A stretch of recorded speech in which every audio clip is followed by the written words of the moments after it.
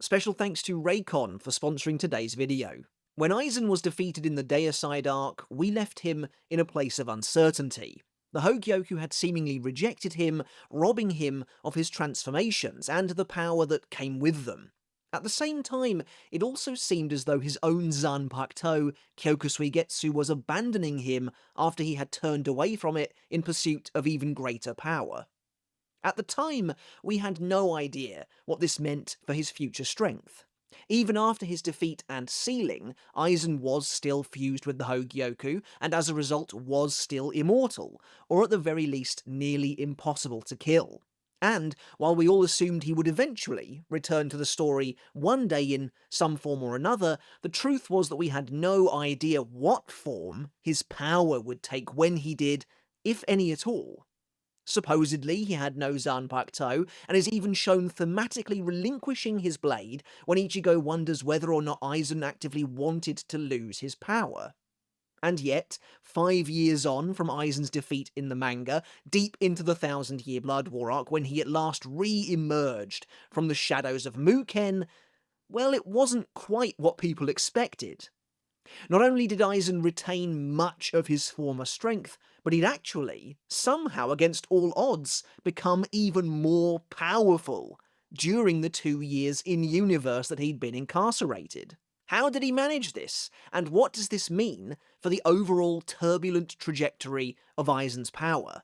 In today's video, the second installment of our new series Bleach Lore, we're going to take a look, and I promise this series won't be entirely about Aizen. Before we get started on today's video, as always, consider hitting subscribe down below if you liked what you saw, and you haven't done that yet. It's quick and easy to do, and it is going to help on our journey to 300,000 subs. Also, check out the channel's Patreon as well, where you can take the support for the channel another step further, just like everyone in the credits is doing. Again, it's greatly appreciated, and it does mean the absolute world. And speaking of supporting the channel, before we get started, first, a word from today's sponsor. Well, spring is finally here, and the Raycon Essential Open Earbuds are the perfect companion to bring with you into the new season. Whether I'm stepping out in the sun for a walk, doing some errands, or simply getting a bit of work done, these have been an invaluable partner. And the best part is you can currently grab them for 20% off, meaning they're more affordable than ever. Look, the open ear design might not seem like a big deal, but it completely transforms the way you use earbuds. For someone like me who spends all day editing videos, it is essential that I'm able to hear my audio, but at the same time I want to be able to listen to music too, or else I'd probably go a little crazy. Thanks to the way these simply sit over your ear due to the multi-angular hook, I can do just that, and more importantly, these earbuds don't interfere with your awareness when you're out and about either, meaning you can listen to music while remaining conscious of the sounds around you, whether that's people talking or cars driving by.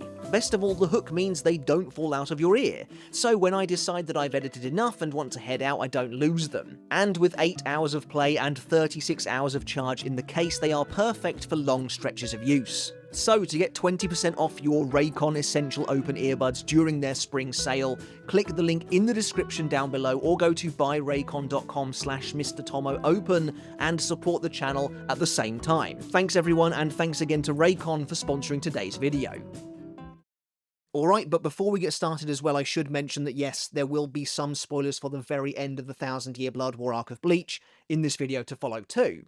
So, where exactly is Aizen at in terms of his power when we find him in the Thousand-Year Blood War arc?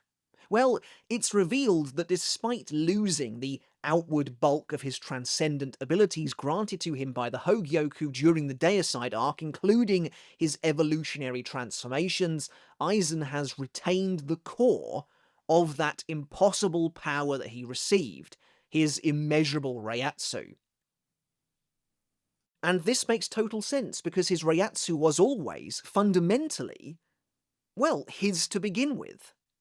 Remember, as we recently discussed in my video on Uryu, check that out if you haven't seen it yet by the way, reiatsu isn't Reryoku. But the two are intrinsically linked. One cannot have incredible reiatsu without first having incredible Reryoku, but they aren't one and the same. Aizen is specifically labelled a special war power by Yhwach because of his reiatsu, and we see the effects of that during the Thousand-Year Blood War arc. Remember, reiatsu is the sensation, the effect, the aura a shinigami can unleash as a result of their individual spirit energy. As the name suggests, it's the immense pressure that they can exert.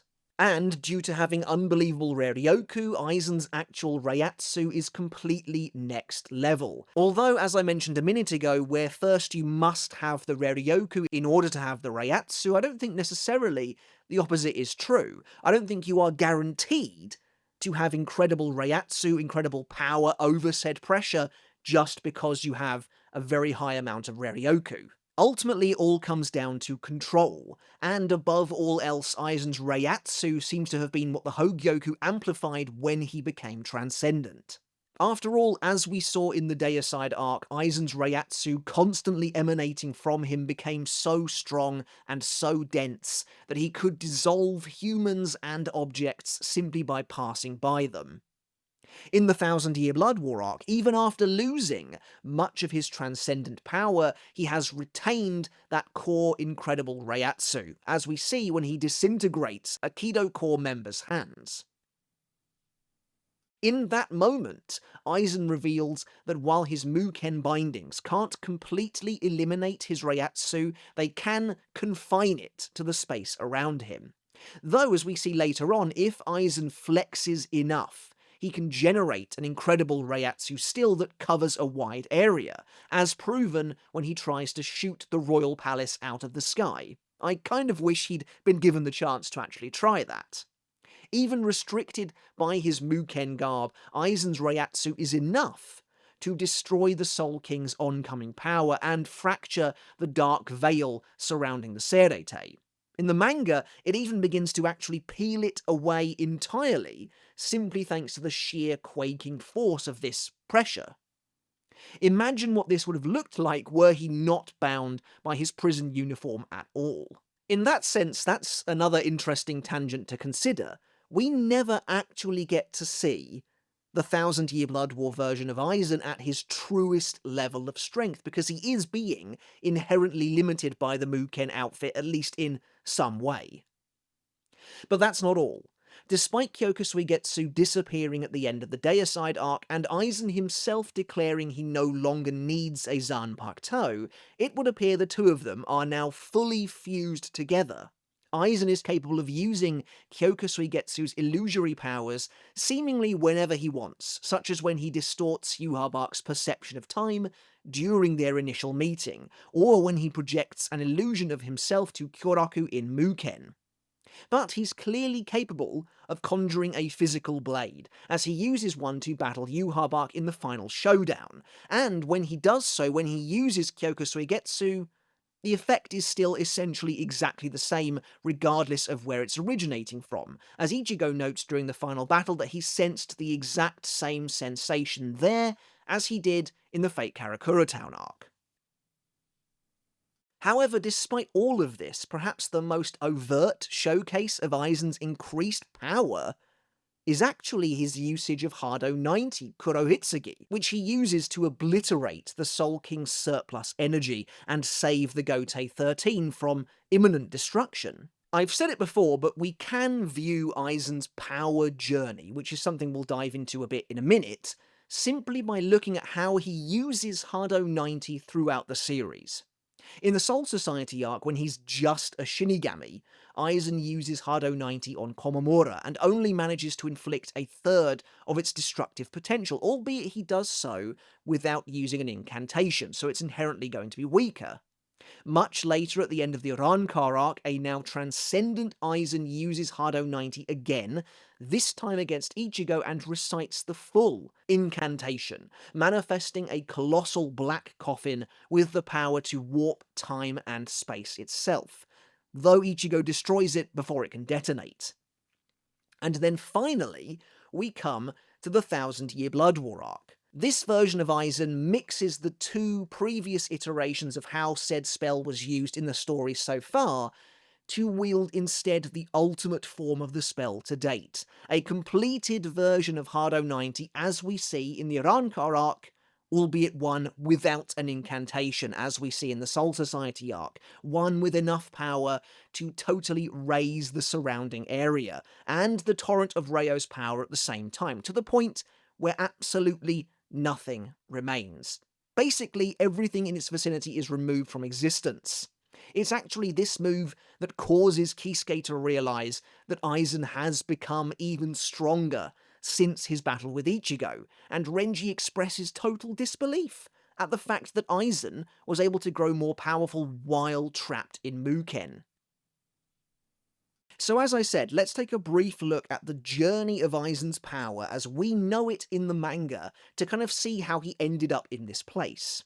At the start of the series, Aizen is just a shinigami, although that just is doing a lot of heavy lifting. He is a monstrously powerful one, who is likely, in my opinion, and I think it's probably the shared community opinion, second only to Yamamoto in terms of the 4 Shinigami combat arts and his general power and skill, including his Zanpakuto in that as well. This same Aizen is the one who, thanks to his impossibly high Reiryoku, is capable of waking up the Hogyoku early to create the Arankar, and is the same one who takes down the Gote 13 in the fake Karakura Town arc. It's all the same. So that tells us that even when he was just a Shinigami, Aizen was capable of taking out captain-level opponents with 1 or 2 swings of his sword, and was very well aware of the fact, such as when he disparagingly tells Harabel that someone of her level, the 3rd Espada, should not force him to swing his sword more than once.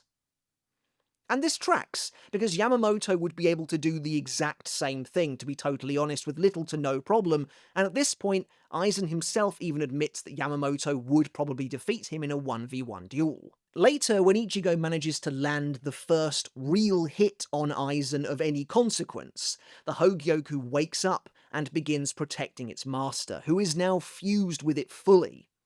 At this point though, Aizen isn't Transcendent, that's crucial to remember, but the Hogyoku is now defending and repairing his body. It is actively working with him, which is why Aizen tells Ichigo that he missed his last vulnerable moment. That being said, it is still possible for Aizen to be killed at this point. This battle is now a race against time. However, once Aizen reaches his limit in his fight with Isshin, he reveals the Hogyoku now understands him, and it's here that it begins to restructure his soul entirely. They've missed their moment and they are now officially out of time.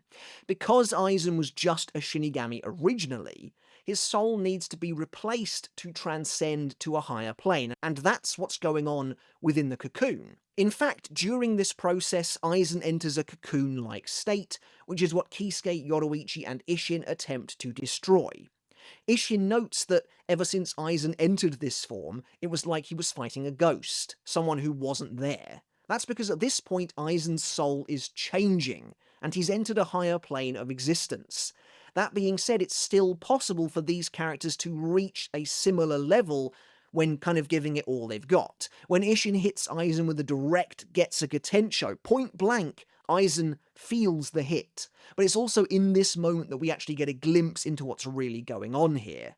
Isshin manages to break open a sizable chunk of the cocoon, only to discover that there's nothing really inside it anymore. Aizen's actual physical body has completely broken down and has kind of turned into a swirly, purple, reishi gloop while he's being rebuilt. When Aizen emerges from his cocoon, what's happened here is a little easy to misconstrue. It's easy to believe he's now become a being who transcends Shinigami and Hollow, but that isn't yet the case. This is still the evolutionary process underway.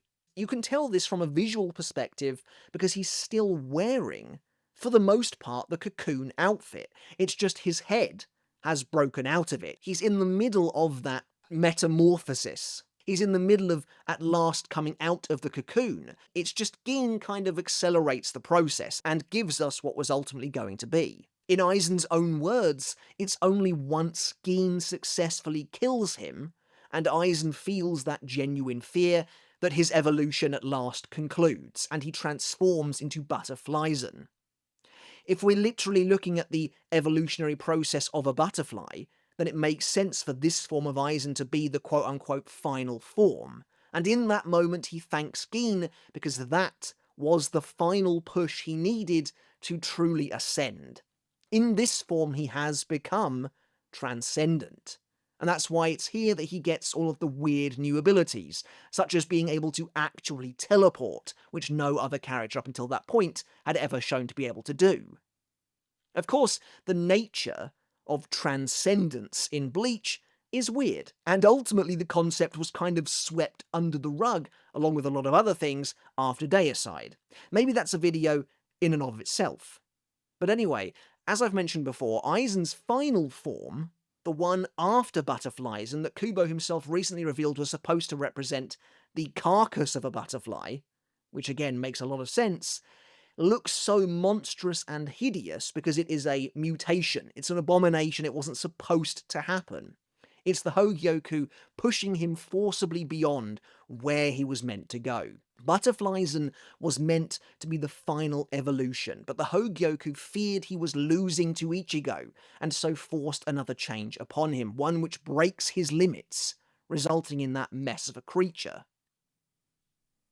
And this brings us to the end of the Deicide arc, which I've always found to be the most interesting and yet strange portion of Aizen's evolution. Now, I've talked about this before, and this might be a hot take. It's really only speculation on my part, but I've always felt like the 1,000-Year Blood War arc version of Aizen, the version that in real-world time we didn't get for another 5 years after this, was meant to be something of a complete reset for the character. It doesn't feel to me like the version of Aizen we get in the 1,000-Year Blood War arc is necessarily akin to the direction Kubo had planned for Aizen at the end of Deicide. The 1,000-Year Blood War arc version of the character doubles down on everything that we loved about Aizen, and again we'll get to that in a moment, while totally doing away with almost everything on a conceptual level related to Deicide. Yes, he resembles the version of Aizen sealed as we see in the Central 46 in chapter 423, and that was the bridge that Kubo was able to use. Now again, this is just total narrative speculation on my part, but I have always had a difficult time reconciling this idea that Aizen is now fused with Kyoka Suigetsu, because to me it simply does not feel like that was what Kubo was going for in Deicide. Aizen does fuse with his Zanpakuto over the course of his evolution, and so it seems like yes, that is where it was intended to go. But he completely abandons Kyoka Suigetsu in favour of his transcendent powers. Even as his blade crumbles away, he's not sad about it. He gleefully exclaims that the Hogyoku has decided he no longer needs a Zanpakuto. And I always thought this sequence was supposed to be showing us that Aizen was once again wrong about everything that was happening. He was delusional. He tells Kisuke that he's about to evolve once again to a higher plane, but no. Just like that, on the very next page, the opposite happens. The rug is pulled out from underneath Aizen and he loses most of his new powers. He loses those evolutions. And so that's why I've always thought that no, the Hogyoku hasn't decided in that moment he no longer needed a Zanpakuto. Instead, Kyoka Suigetsu was turning its back on him because of the way he no longer respected it or seemingly even wanted it. Kisuke just kind of lets him talk himself into his own grave, essentially. He just lets him make all the wrong moves and live in this fantasy land until it becomes totally apparent that he has lost sight of what's going on, to the point where even he can't ignore it any longer. And again, like I mentioned earlier, when Ichigo is considering the idea that Aizen wanted to lose his powers, he is shown dropping Kyoka Suigetsu entirely. Nothing to do with the Hogyoku in that imagery, and it's obviously very symbolic. Aizen even gloats to Ichigo in this moment, saying, and I quote, "I'm like you now, I'm one with my Zanpakuto and its powers." But again, I thought it was fairly clear that Aizen was supposed to be delusional here and barking up completely the wrong tree. Ichigo is one with his Zanpakuto and fused with his powers because he accepted them.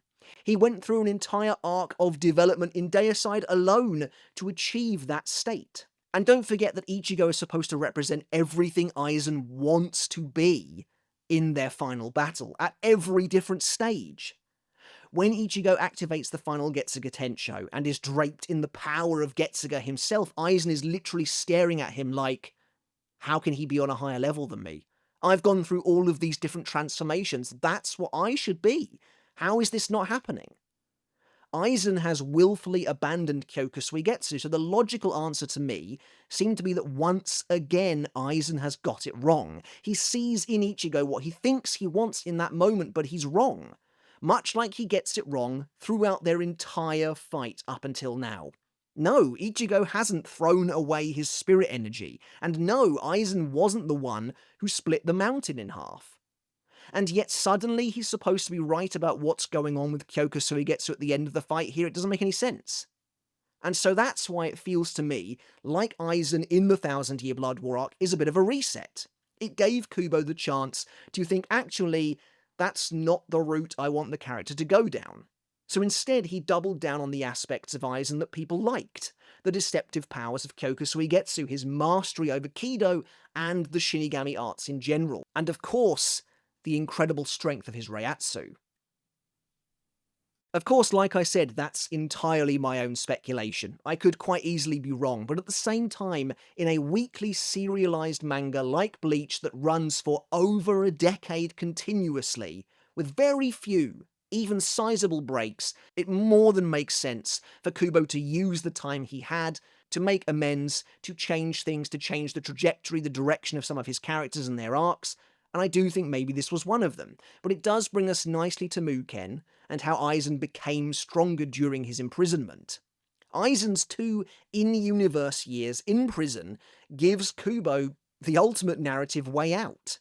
Even if we say that my theory is maybe correct, and Aizen was originally being abandoned by Kyoka Suigetsu for his neglect at the end of Deicide, well, it doesn't matter, because Aizen has now had 2 whole years alone with Kyoka Suigetsu to not only repair that bond, but make it more powerful and potent than ever before.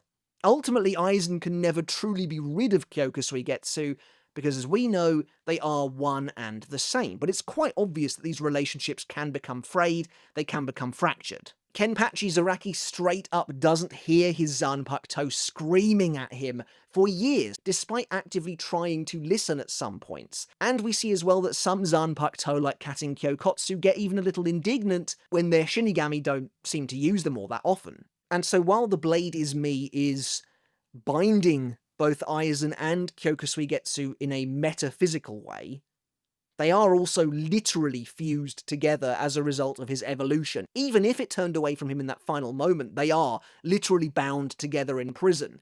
Even if Aizen doesn't have a physical blade, and have been able to build on that relationship every single waking hour of the last 2 years, and having been humbled in the way he was, and kind of forced back down to earth, Aizen strikes me as absolutely the sort of character who, despite everything, has the capacity for introspection enough that he could learn from his mistakes.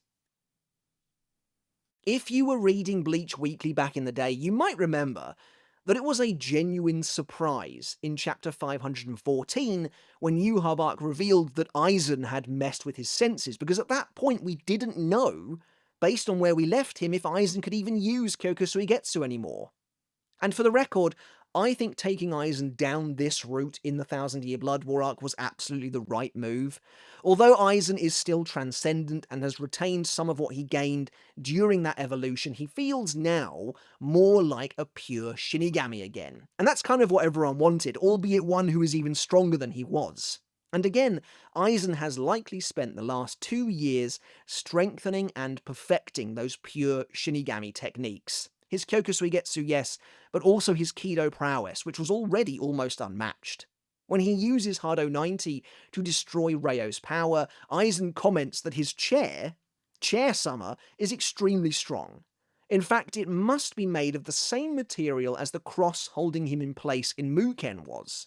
This means that Aizen spent however long targeting his prison scaffold with Hado 90, perhaps over and over again, both in an attempt to destroy it and free himself, but also to improve the Kido spell as well. And so what we can see here is a narrowing of focus, both for Kubo and for Aizen. Aizen has become stronger during his time in Muken because the focus of the character has been reined back in. He's now utilizing purely shinigami techniques once again, albeit blown out to the most powerful they can be, for all intents and purposes.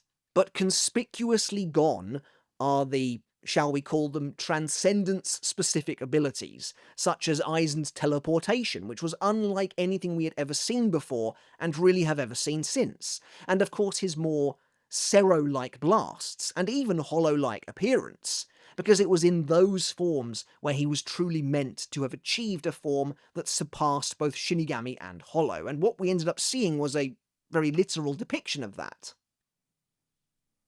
Now that's been dialed back, but what was left over has been massively amplified across the last 2 years. So while it seems hard to believe that Aizen could grow even more powerful during his time in Muken, especially compared to when he fought Ichigo, it does seem like there are a number of contributing factors, not least Aizen himself refocusing and moving away from the desire to transcend Hollow and Shinigami.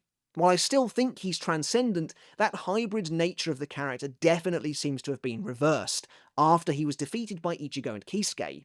Even his eye, which was still purple in the immediate aftermath of their battle, has reverted back to looking normal once again. For all intents and purposes, Aizen is now the exact same man he was during the fake Karakura Town battle, albeit now with massively heightened reiatsu, going far beyond even that which he wielded before. And that in turn has helped bolster his other powers. Given 2 years alone with Kyoka Suigetsu as well, and plenty of time not just for quiet reflection and soul-searching, perhaps literally, but also time to train and practice abilities like Hado 90 even while sealed, it is clear that after reconnecting, Aizen has stepped back from the brink, so to speak, and doubled down on where his power truly lay, emerging once again in the Thousand-Year Blood War arc now as perhaps the ultimate Shinigami, but really one who surpasses that as well. And I just want to reiterate that I think this is absolutely the right approach for Aizen. In fact, when the chapters were releasing weekly, once Kisuke said that Aizen had somehow become even stronger during his time in Muken, I remember thinking that Kubo must be setting Aizen up to be the series' final villain. Once Yhwach was defeated, I remember thinking, why would you reveal that? Or why would that even be a thing you would mention, were it not setting Aizen up to be the last obstacle for Ichigo to overcome? But looking back, I guess having Aizen go up against Soul King Yhwach made sense as well. Alright everyone, but that's it for today's video. As always, I do hope you enjoyed it, and hope you took something of value away from it as well. Let me know your thoughts down in the comments below about Aizen's newfound power in the Thousand-Year Blood War arc, how he grew even stronger while being imprisoned in Muken, and what you think of Aizen's overall trajectory of power throughout the series up until the present day. I'd love to get your thoughts, so please do let me know down in the comments below. Once again, everyone, thank you so very much for being here and for watching. I do really appreciate it. Consider hitting subscribe down below to help support the channel that extra step further, help us reach our goal of 300,000 subs by the end of the year, and maybe check out the Patreon as well if you want to take your support for the channel even further. It does make a huge difference. Join all of the people here who are in the credits of every single video because they are helping to make this channel run. It would mean absolutely everything they do. Greatly appreciate it. So thank you all so very much once again. Okay, everyone, but until next time, I'll catch you later, and I'll see you then.